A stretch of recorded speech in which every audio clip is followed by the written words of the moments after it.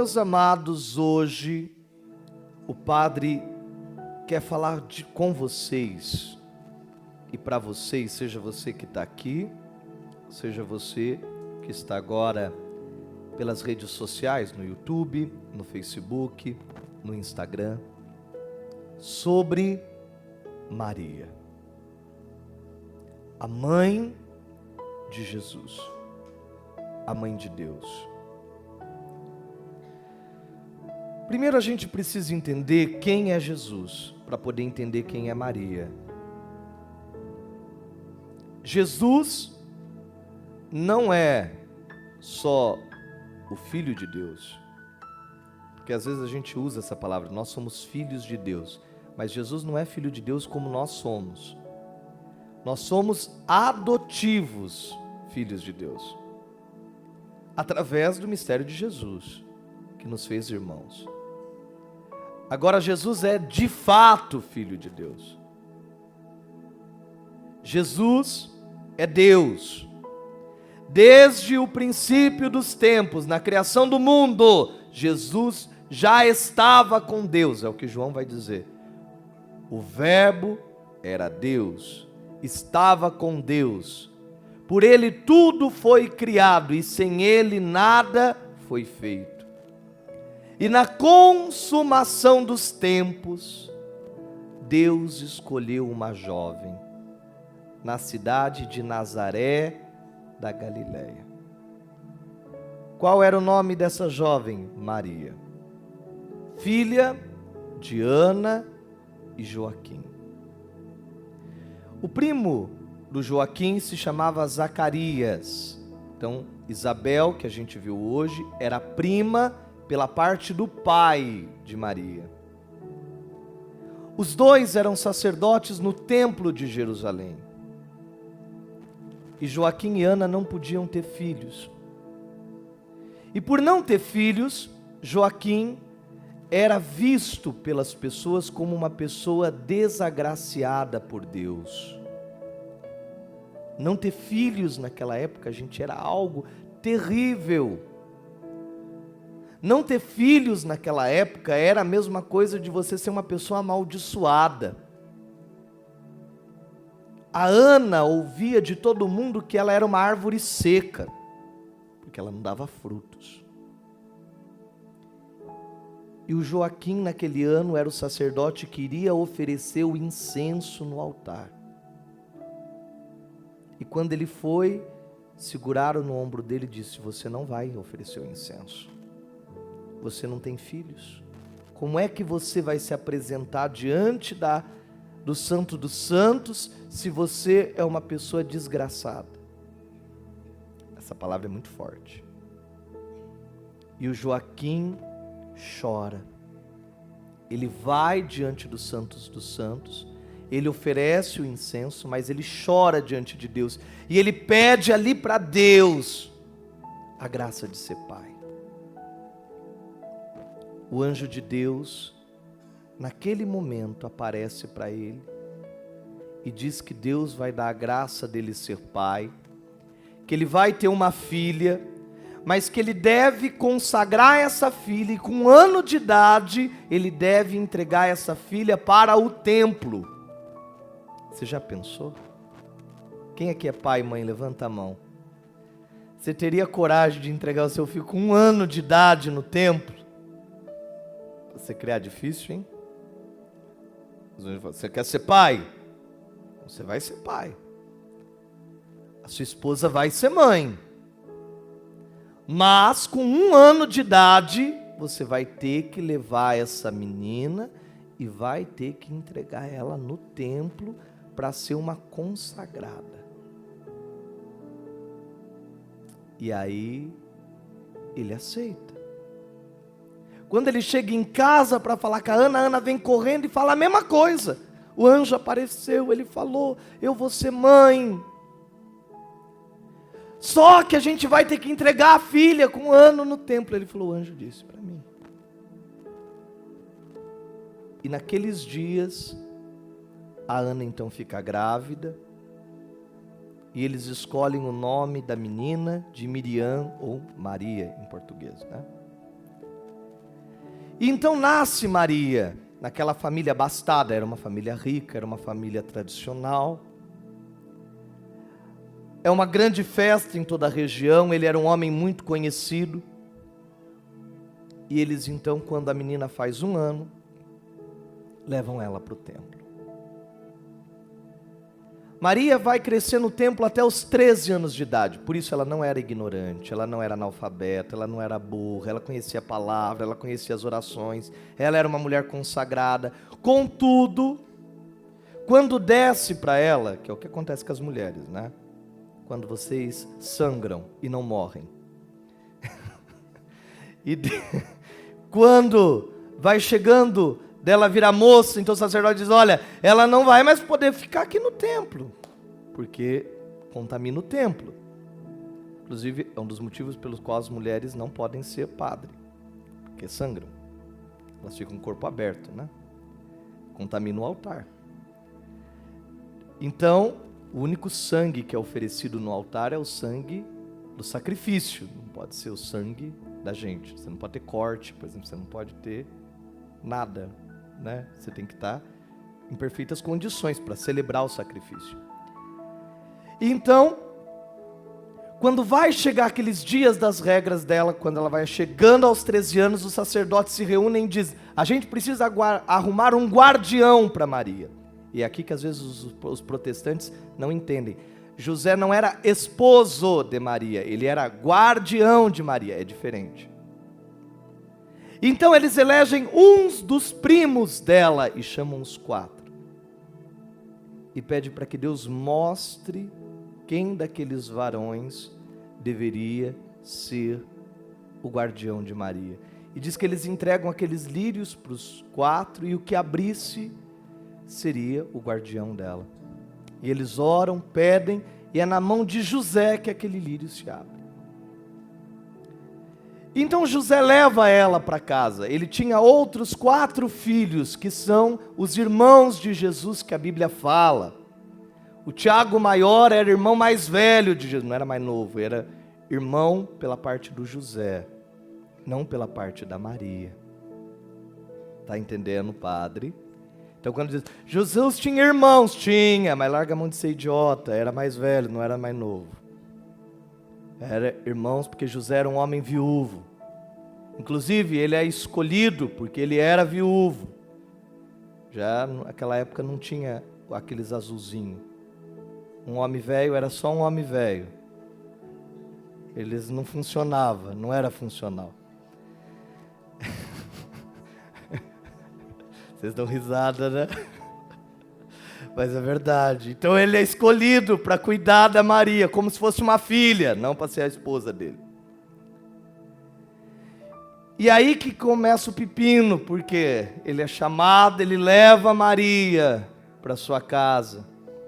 E o anjo lá aparece para ela, e o José trabalhando fora. Quando volta, está a Maria barrigudinha. E ele fala, minha filha do céu, vão matar eu, porque como é que você ficou grávida? Como é que você ficou grávida? E ela tenta contar a história, né? O anjo apareceu, ele falou que eu ia ser mãe. Agora, é fácil acreditar nisso?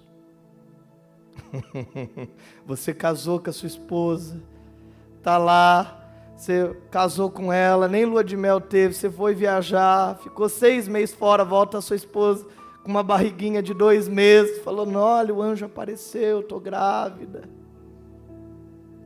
Ele falou que eu vou ser a mãe de Deus. Ele fala, meu Deus, essa minha cresceu dentro do tempo, agora vai virar isso, justo na minha mão. E veja, se fosse uma pessoa casada de verdade, não tinha problema, está grávida, o problema é seu, você casou com ela. Não, ele estava responsável de cuidar da virgem consagrada do templo. Ele tinha que dar satisfação para o templo. Como que ele ia virar para o sacerdote e falar, eu levei ela para guardar ela e agora ela está grávida. Todo mundo ia falar, ele se aproveitou da Maria, não é? E é por isso que ele pensa em fugir de madrugada. Porque se ela fosse mulher dele, era fácil, estava resolvido. Era só dizer assim, ela adulterou, mata ela. Apedrejava ela, acabou a história. Não, ele ia morrer.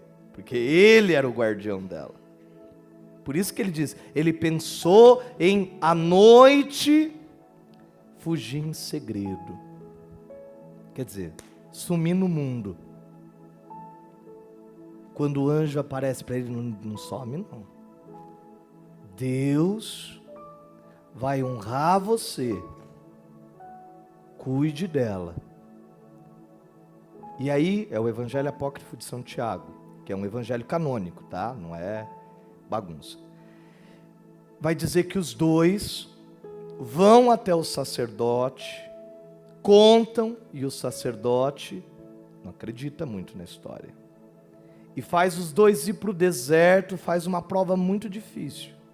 E diz, então, se Deus está provando isso, vocês vão voltar vivos. Se vocês estiverem mentindo, vocês vão morrer.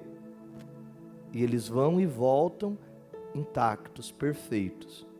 Diz que os anjos levam para eles até lá a água, eles voltam, são e salvos. E então todo mundo acredita. E Jesus nasce, e aí todo mundo sabia da história da Maria e do José, tanto que fala, esse é o filho do José, da Maria. Todo mundo conhecia a história. Não era bagunça. Maria não se tornou uma mulher desrespeitada, pelo contrário, as pessoas sabiam daquilo. As pessoas só não entendiam qual era o papel de Jesus, se Jesus era um profeta ou se Jesus era Deus, mas a revelação vai nos mostrar isso. E aqui eu estou detalhando algumas histórias porque ajuda vocês a entender quando os protestantes falam algumas coisas. Por exemplo, Jesus tinha irmãos, mas não era mais velho que ele, era mais novo. Por que José e Maria não tiveram outros filhos? Ou por que José, se era esposo, não continuou tendo relações com ela? Não, ele não era esposo dela, ele era guardião dela. A relação dos dois era uma relação de cuidado e não de matrimônio. E Jesus não tinha outros irmãos mais novos, tanto que na cruz Jesus oferece Maria para quem? Para o João. Cuida dela. E é o João quem vai escrever o Apocalipse, aonde ele narra essa subida de Maria aos céus. E por quê? Porque ele viu. Maria estava com ele em Éfeso, no final da vida dela, nos últimos dias dela. Ela morava com João. E Maria, antes de se despedir, chamou os apóstolos. Eles se reuniram em Éfeso. E ela então morreu diante deles. Então Maria experimentou a morte? Sim. É o que nós chamamos de dormição.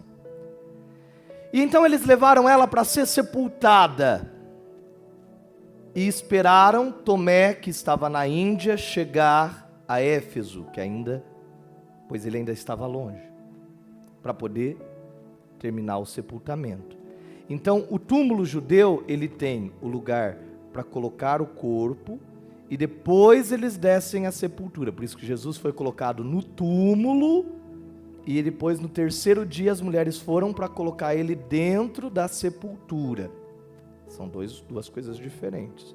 É diferente da gente, que o túmulo já é a sepultura. Então eles chegaram para sepultar Maria. E quando eles chegaram para o sepultamento, Maria já estava subindo aos céus, que é o texto do Apocalipse, capítulo 12. Vi a mulher subindo aos céus, como uma luz, pisando a serpente, né? E aí ele diz o que ele viu? Essa mulher radiante, Maria. E o Evangelho de São Tiago vai dizer que ela subindo, desatou o seu cinto e soltou, de modo que ficasse aos discípulos. E ela foi levada aos céus de corpo e alma. O que eu penso disso? Foi a melhor coisa que Deus fez. Você já pensou se tivesse um túmulo de Nossa Senhora? Vamos lá se esfregar no osso de Maria. Vamos lá. Ia virar uma balbúrdia isso aí. Por isso Deus levou ela de corpo e alma. Não deixou nada. Nem os restos mortais, nem o corpo. Deus levou Maria e a colocou ressuscitada nos céus, em um corpo glorioso. que Jesus prometeu para todos nós. No último dia, na ressurreição dos mortos, todos nós vamos receber esse corpo glorioso. E é por isso que a igreja pede que as pessoas não cremem os seus corpos. Cristão não crema o corpo, cristão sepulta o corpo. Por quê? Porque no último dia nós vamos ressuscitar de corpo e alma. Ah, padre, mas vai ser só o osso. Então, eles vão ressurgir e vão assumir esse corpo glorioso. A matéria não é ruim, a matéria é criação de Deus. Você não é dono desse corpo. Esse corpo é emprestado, você tem que devolver para a terra. Não é seu. Você recebeu esse corpo, você tem que devolver. Ah, os bichos vão comer, problema seu. Você recebeu, você tem que devolver. Tem que devolver, não é seu. Nós vamos aos céus? Vamos. Nós vamos estar esperando? Vamos. Mas esse céu não é definitivo. Serão novos céus e novas terras. Quer dizer, Deus vai refazer esse mundo totalmente. E não haverá mais morte, nem dor, nem doença. Mas isso que nós vamos ainda experimentar, Maria já experimentou. Quando ela recebeu de Deus essa graça. Por isso que ela diz aqui a Isabel, bendita é você entre as mulheres. Por quê? Porque foi uma mulher que experimentou aquilo que todos nós um dia vamos receber. Não tem um homem na mesma condição que a Maria, só a Maria. Então quando diz a Bíblia é machista, pelo contrário, o eixo da salvação gira em torno de uma mulher. Toda a concretização da salvação veio pelo sim de uma mulher. E uma única mulher subiu para o céu de corpo e alma sem ser levada pelo perecer da morte. E ela está lá com Deus, ressuscitada, esperando o último dia, com todos nós. Como ela estaremos diante de Deus. Então a questão quando nós olhamos Maria não é qual o papel de Maria, mas sim quem foi Maria. Porque se todos nós fôssemos um pouco como ela, confiante em Deus, solícito a Deus, fiel a Deus. Ah, se a humanidade fosse simples como Maria, solícito como Maria, a gente estaria num mundo muito melhor. Então nós olhamos para Maria para que sejamos como ela. Maria nunca é o sol. Quem olha Maria vê Jesus, e quem vê Jesus vê Maria. Por quê? Porque um está com o outro, como a lua está para o sol. Aquele brilho da lua não é da lua, é do sol, mas ela brilha. Maria brilha por quê? Ela brilha à luz de Jesus. E quantas vezes a gente viu as aparições de Nossa Senhora? Em Lourdes, em Fátima, em Medjugorje, porque ela está viva. E ela continua evangelizando em nome de Jesus. Quando ela lá disse que o comunismo ia cair lá na Rússia e que o coração de Jesus ia triunfar. Hoje a gente vê lá a ortodoxia na Rússia, num país que era ateu, 98% das pessoas glorificando o nome de Jesus. Quando dizia Nossa Senhora que era para orar para as famílias, porque viriam tempos sombrios, que a família seria colocada em xeque, que as coisas seriam colocadas. Olha o que a gente está vivendo. Em 1919, alguém ia acreditar que a gente ia viver o que a gente está vivendo hoje, do todes, todinho. Que não tem mais começo, meio e fim, que casamento não adianta nada, que ter filho não adianta nada, não é o que a gente escuta todo dia? Maria continua trazendo a mensagem de Jesus. Quando a gente reza a Ave Maria, a gente reza para Jesus, inclusive. Bendita és tu entre as mulheres, bendito é o fruto do teu ventre, Jesus. A gente fala com ela, louvando Jesus. Nós celebramos Maria porque nós temos mãe. E como é bom ter mãe. Porque Maria entende o que é dor, o que é sofrimento, ela é gente como a gente. E vamos pedir hoje, rezando a ela agora de pé, vamos oferecer a ela a nossa oração. Ave Maria, cheia de graça, o Senhor é convosco. Bendita sois vós entre as mulheres, bendito é o fruto do vosso ventre, Jesus. Santa Maria, Mãe de Deus, rogai por nós, pecadores, Agora e na hora de nossa morte.